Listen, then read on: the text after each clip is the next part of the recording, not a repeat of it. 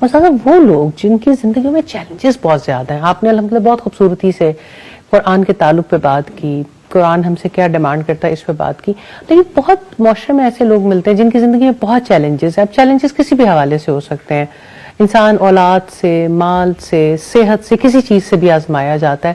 اس وقت وہ اپنے رب کو اس طرح سے پہچان نہیں پا رہے ہوتے کہ وہ کتنا کریم رب ہے, قرآن کتنی بڑی ڈھارس ہے کہ وہی اچھے حال میں بھی اور مشکل حالات میں بھی آپ کو اس سے جوڑتا ہے. نارملی لوگ کمپلیننگ ہو جاتے ہیں چیلنجز میں اور اللہ تعالیٰ کی ذات کو نہیں پہچان پا رہے ہوتے.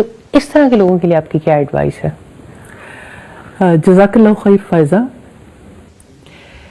زندگی میں چیلنجز انسان کو آگے بڑھاتے ہیں, اور اگر ہم یہ دیکھنا چاہیں سب سے زیادہ چیلنجز کن کی زندگی میں آئے تو وہ انبیاء تھے, پھر اس کے بعد وہ جو ان کے بعد ہیں, پھر اس کے بعد وہ جو ان کے بعد ہیں. تو چیلنجز کا آنا تو ترقی کی جانب ایک سفر ہے. آپ کا یہ ایک جملہ ہی بڑا ہوپ فل اور امپورٹنٹ ہے کہ چیلنجز تو انسان کو آگے بڑھاتے ہیں. آگے بڑھاتے ہیں, لیکن صرف یہ ہے کہ انسان چیلنج کو ایکسپٹ کرے اور اسے پتا ہو کہ چیلنج کے دوران میں نے کیسا طرز عمل اختیار کرنا ہے. یہی تو تعلیم ہے. قرآن ہمیں یہی تو سکھاتا ہے, چیلنجز میں آپ نے کیا کرنا ہے اور جب آپ کو راحت ملے تب آپ نے کیا کرنا ہے.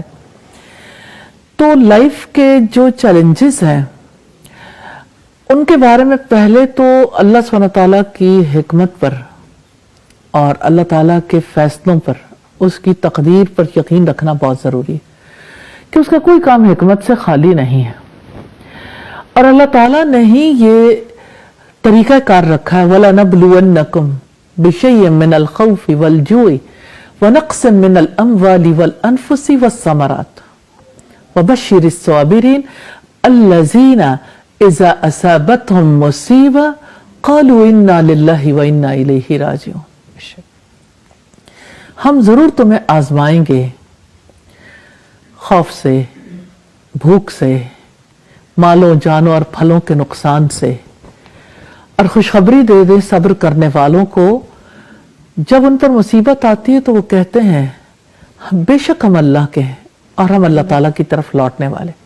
چیلنج میں اس آیت میں جو کچھ بتایا گیا, انا للہ, پہلی بات کیا میں ہی اللہ تعالیٰ کے ہیں, اللہ کی مخلوق ہیں, اللہ سبحانہ تعالیٰ نے ہمیں بنایا, تقدیر بھی اسی نے بنائی ہے, اور اللہ سبحانہ تعالیٰ ہم سے جو چاہتے ہیں وہ یہ کہ ہم جب مشکل آئے تو اس موقع پر اپنے آپ کو کنٹرول کریں.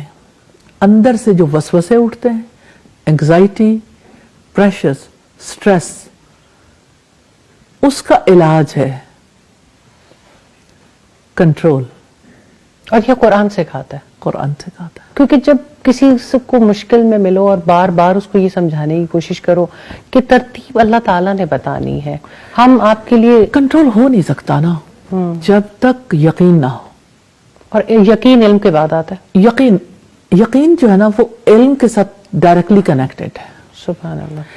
اگر ایک انسان یہ جانتا ہے اور پھر اس کے بعد یقین رکھتا ہے نا کہ یہ اللہ کی تقدیر ہے اور اللہ تعالیٰ میرے بارے میں کوئی فیصلہ, اس کا کوئی فیصلہ میرے لیے خیر کے سوا کچھ نہیں لائے گا, اور اللہ کی رضا پہ راضی رہنا.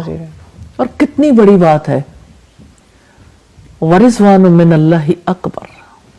اللہ کی رضامندی بہت بڑی چیز ہے. بندہ اگر اللہ کی رضا کے لیے جیے تو وہ مصیبت میں بھی وہی طرز عمل اختیار کرتا ہے جو اللہ تعالیٰ چاہتے ہیں.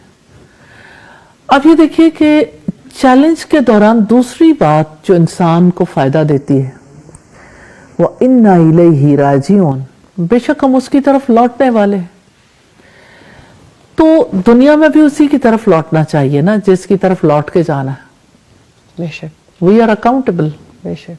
ہم تو اللہ کے آگے جواب دیں. جب بھی آپ کا محور و مرکز بدلے گا تو آپ کی زندگی کے حالات تو بدلیں گے. یہ اتنی سی بات ہے جو بندے کو سمجھ آنے میں مشکل ہو جاتی ہے. اسی کا علم ہے نا, قرآن ہمیں یہی تو بتاتا ہے کہ وہ ہے جس پر آپ ٹرسٹ کر سکتے ہو, وہ ہے جس سے آپ محبت کرو گے, وہ ہے جس سے آپ خوف رکھو گے, وہی ہے جس سے آپ امید باندھو گے.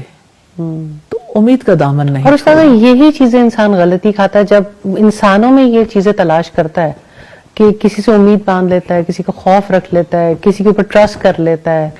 वो कहा ना किसी ने, बुतों से तुझको उम्मीदें, खुदा से ना उम्मीदी, मुझे बता तो सही और काफिरी क्या है। बिल्कुल तो असल बात यह है कि चैलेंजेस के दौरान सबसे बड़ी बात है अल्लाह सुब्हानहू तआला से मजबूत ताल्लुक। तो अल्लाह ताला के पास जाएं, उसके सामने अपना मामला रखें। मैंने देखा है मुश्किल से मुश्किल सूरत हाल में आप कुरान पढ़ना शुरू करते हैं, आप जिक्र करना शुरू करते हैं, आप तकलीफ दे सूरत हाल में दुआ कर लें, सजदे में चले जाएं, नमाज पढ़ लें। रसूलुल्लाह भी मुश्किल हालात में क्या करते थे?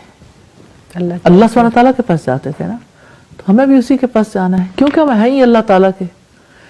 तो आज जिस वक्त यानी इंतहाई घबराहट के आलम, इंतहाई मुश्किल सूरत हाल में जिस वक्त अल्लाह सुब्हानहू तआला के पास चले जाते हैं, उसके आगे सजदा कर लेते हैं, सजदा रेज हो जाते हैं, तो कैफियत बदल जाती है।